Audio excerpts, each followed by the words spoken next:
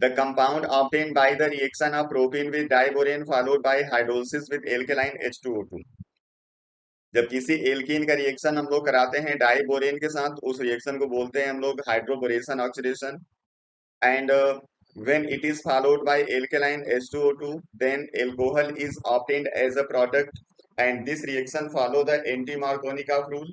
इसलिए जो प्रोपीन होगा mean CH3CH double bond CH2, इसके आप इस टर्मिनल कार्बन पे OH अटैच करोगे, इसलिए आपका जो रिजल्ट होगा वो प्रोपेनॉल होगा, इसलिए बी करेक्ट है।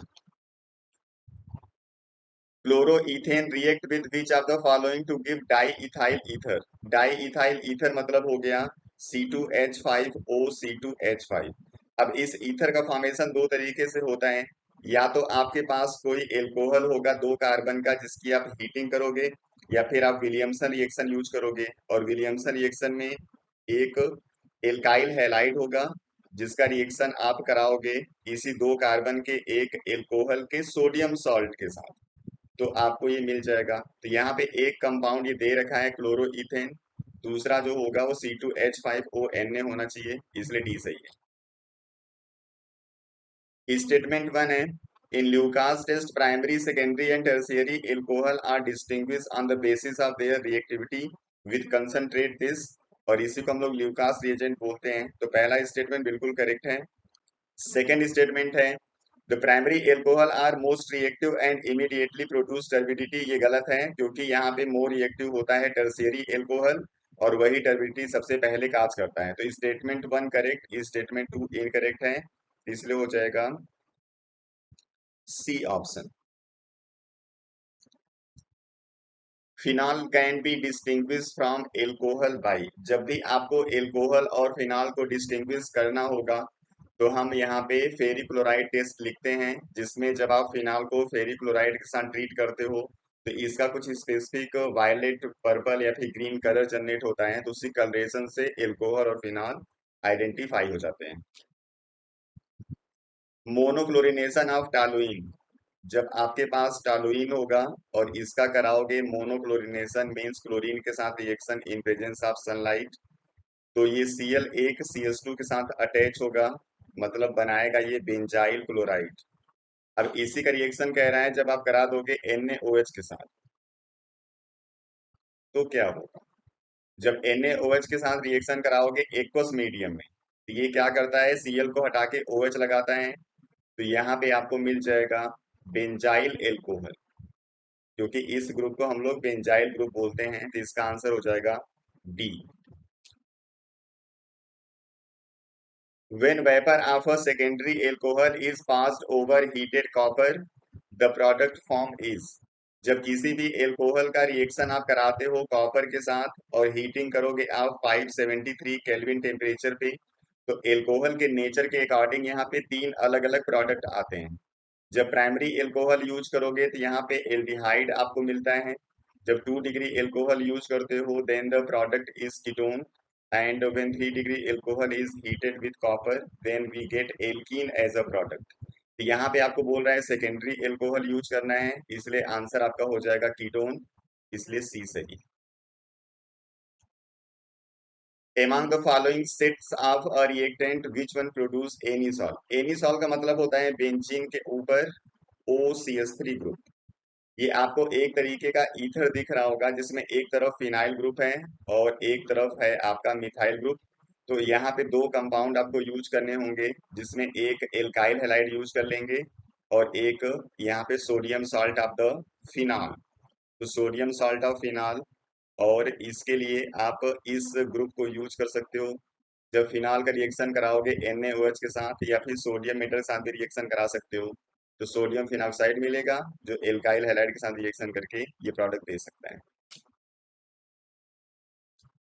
What is the correct order of acidity of alcohol, alcohol की एसिडिटी के लिए आपको करना क्या होता है, जो हाइड्रोजन ऑक्सीजन के बीच में बॉन्ड है उसके इलेक्ट्रॉन को शिफ्ट करना है O की तरफ और हाइड्रोजन को रिलीज कराना है H+ के फॉर्म में। तो जितना आसानी से इस इलेक्ट्रॉन को आप O की तरफ शिफ्ट कराओगे उतना ही आसानी से H+ रिलीज होगा, मीन्स ये एसिडिटी को बढ़ाएगा। तो अब इस एसिडिटी के इंक्रीमेंट के लिए इसके साथ जो भी आप ग्रुप लगाओगे, ये ग्रुप इलेक्ट्रॉन विथ ड्राइंग होना चाहिए, जो यहाँ पे इलेक्ट्रॉन डेंसिटी को कम करेगा। And as the electron density decreases on oxygen, the electron of the hydrogen is shifted towards it. लेकिन जो मिथाइल ग्रुप यहाँ पे है वो इलेक्ट्रॉन डोनेटिंग ग्रुप है, और ये इलेक्ट्रॉन डोनेटिंग ग्रुप हमेशा एसिडिटी को कम करता है। तो जब आप टर्शियरी में आओगे तो ये ग्रुप 3 बार लगा रहेगा, इसलिए एसिडिटी को और कम करेगा। इसलिए 1 डिग्री की एसिडिटी सबसे ज्यादा होती है और 3 डिग्री की सबसे कम होती है, इसलिए आपका आंसर हो जाएगा A. Which of the following alcohol give iodoform test? अगर एल्कोहल को चेक करना है आइडोफॉर्म टेस्ट के लिए, तो जो OH ग्रुप है वो सेकेंड कार्बन पे होना चाहिए टर्मिनल के। तो किसी भी एल्कोहल में अगर ऐसा ग्रुप दिखेगा टर्मिनल पे तो हमेशा वो आइडोफॉर्म टेस्ट देगा। तो प्रोपेनॉल, इसमें ये ग्रुप नहीं आएगा। Propane two all, propane two all का मतलब हो गया CH3CHOH CH3, ये ग्रुप आपको यहाँ पे दिख रहा है, इसलिए ये आइडोफॉर्म टेस्ट दे देगा। ब्यूटेन 1 ऑल में भी ये ग्रुप नहीं मिलेगा। और ये आपका कीटोन है, कीटोन का भी आइडोफॉर्म टेस्ट शो होता है, लेकिन वहां पे टर्मिनल पे इस तरीके का ग्रुप आना चाहिए, लेकिन यहाँ पे भी ये ग्रुप आपको दिखाई नहीं देगा, इसलिए ये भी रिएक्शन शो नहीं करेगा। When phenol is treated with excess bromine water it grip, जब आप फिनाल का रिएक्शन कराते हो तो यहाँ पे जो प्रोडक्ट बनता है ब्रोमीन के साथ, ये दो अलग अलग कंडीशन में दो अलग अलग प्रोडक्ट आते हैं। ये डिपेंड करता है कि आप ब्रोमीन को वाटर के साथ यूज कर रहे हो या फिर CH2 के साथ। जब CH2 के साथ आप यूज करते हो तो उस कंडीशन में मोनो सब्स्टिट्यूटेड प्रोडक्ट आपको मिलता है, और पैरा वाला ज्यादा स्टेबल होगा, इसलिए आप पैरा ब्रोमो फिनाल बनाओगे। लेकिन जब आप वाटर यूज करते हो तो ट्राई सब्स्टिट्यूटेड प्रोडक्ट मिलेगा, मीन्स जो ब्रोमीन होगा वो दूसरे कार्बन पे, चौथे कार्बन पे और छठे कार्बन पे अटैच हो जाता है, इसलिए आपको मिलता है 2,4,6 try bromophenol. Among the following ethers, which one will produce methyl alcohol? इसमें से कौन सा ईथर है जो CH3OH देगा? अब यहाँ पे आपके पास कोई भी ईथर होगा तो आपका एक बॉन्ड ब्रेक होता है और एक एल्काइल ग्रुप के साथ आ जाता है हेलोजन, और एक के साथ H आता है और बन जाता है एक एल्कोहल और एक एल्काइल हैलाइड। अब यहाँ पे जो भी R ग्रुप बड़ा होगा उसके साथ हमेशा एल्कोहल आपको बनाना होगा। कि छोटे वाले एल्काइल ग्रुप के साथ हमेशा हैलोजन जाता है, लेकिन ये आपका कब तक सही रहेगा?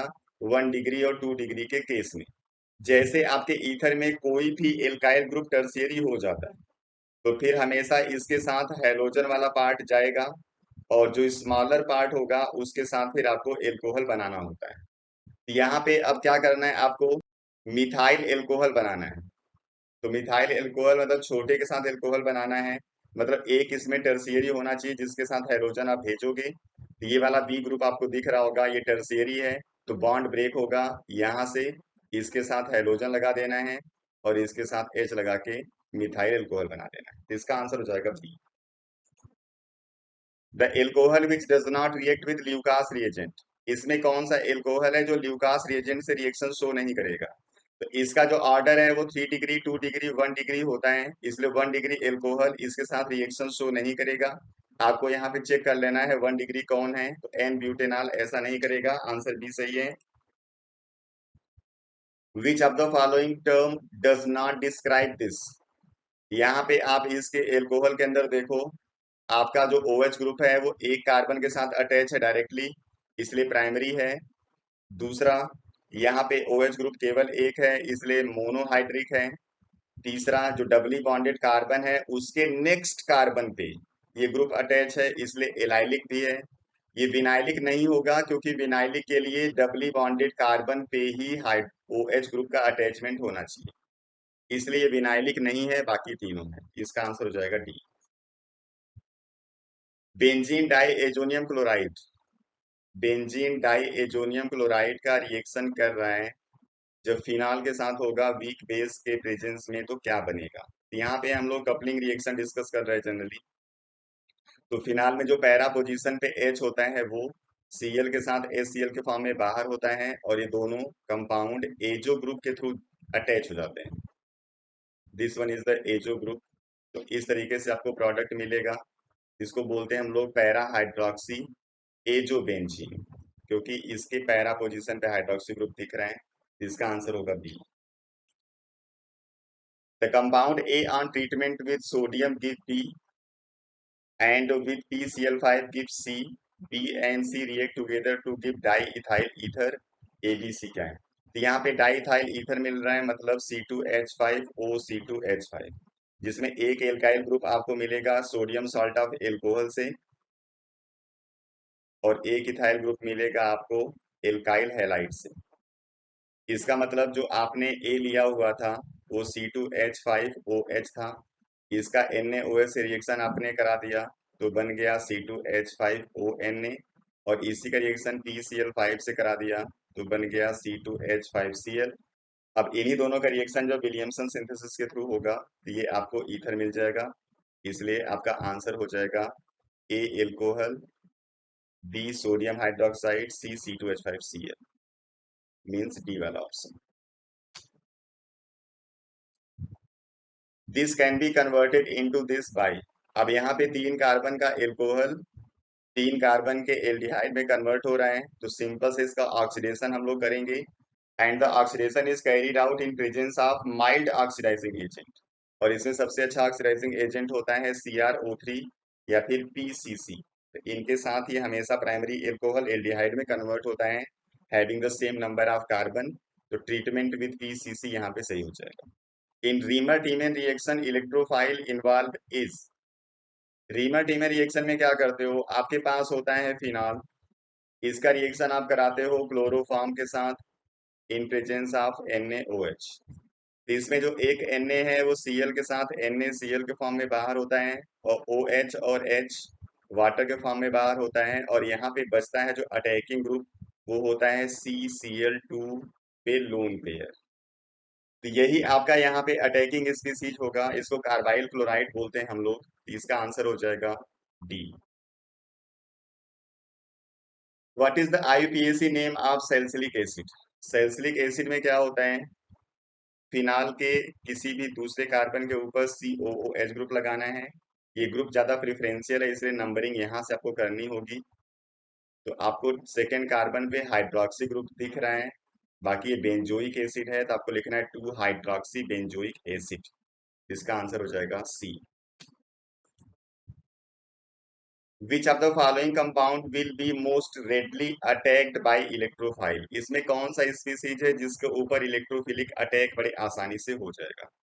जो ऑप्शन है उसमें आपके पास एक बेंजीन है, एक में इसके ऊपर CH3 ग्रुप लग गया मीन्स टॉलुइन, एक में इसके ऊपर OH ग्रुप लगा हुआ है फिनाल, और एक में ये है क्लोरोबेंजीन।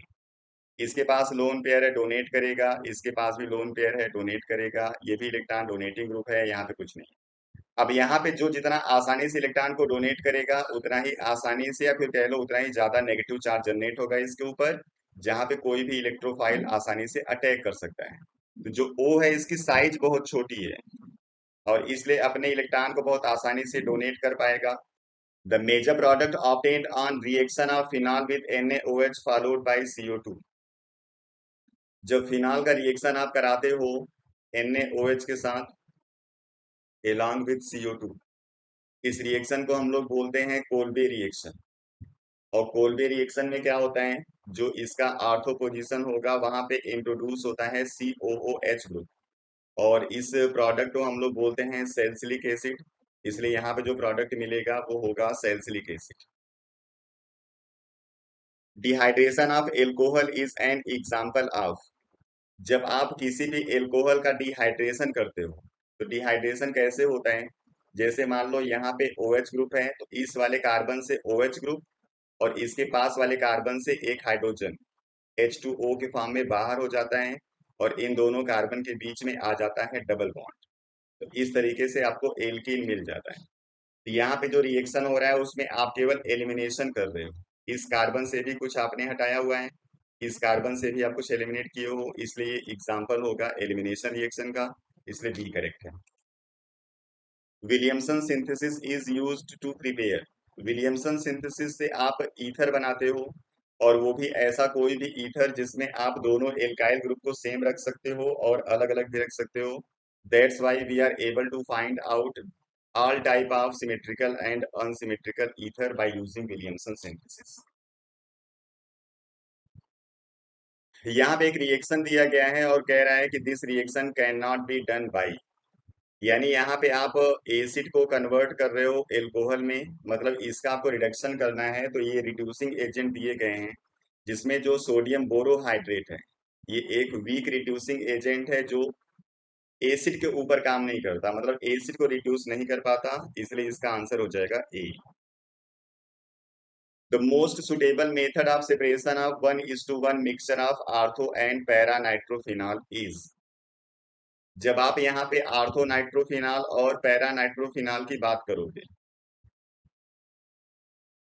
तो यहाँ पे होता क्या है कि जब इसके आप दो मॉलिक्यूल को एक साथ रखोगे तो इन नाइट्रो ग्रुप और OH ग्रुप के बीच में H और O के बीच में हाइड्रोजन बॉन्ड बनता है, और ये सेम मॉलिक्यूल के बीच में बनता है, इसलिए इसको बोलते हैं हम लोग इंट्रा मॉलिक्यूलर हाइड्रोजन बॉन्ड। और यहाँ पे दो मॉलिक्यूल के बीच में हाइड्रोजन बॉन्ड बनेगा क्योंकि एक ही मॉलिक्यूल के जो OH और NO2 ग्रुप होते हैं बहुत एक दूसरे से फार होते हैं, और दूर होने की वजह से इनके बीच में हाइड्रोजन बॉन्ड बन नहीं पाता। इसलिए अब ये क्या करेगा, हाइड्रोजन बॉन्ड बनाता है NO2 ग्रुप के साथ, लेकिन वो होगा दूसरे मॉलिक्यूल का, और इस तरीके से इस हाइड्रोजन बॉन्ड को हम लोग बोलते हैं इंटरमॉलिक्यूलर हाइड्रोजन बॉन्ड। जो इंटरमॉलिक्यूलर हाइड्रोजन बॉन्ड प्रेजेंट है पैरा नाइट्रोफिनॉल के बीच में, ये मॉलिक्यूल्स को एक साथ बाइंड करके रखता है, और यहाँ पे सेम मॉलिक्यूल के बीच में इंटरेक्शन हो चुका है, इसलिए मॉलिक्यूल्स एक दूसरे से सब फ्री रहते हैं, इसलिए इनका जब आप डिस्टिलेशन कराओगे तो आसानी से डिस्टिलेशन होता है, लेकिन इसका डिस्टिलेशन आसानी से नहीं होता। That's why both are separated by using the method of steam distillation, इसलिए आंसर सही हो जाएगा। चलिए नेक्स्ट वीडियो में फिर मिलेंगे कुछ और प्रॉब्लम के साथ। Thank you.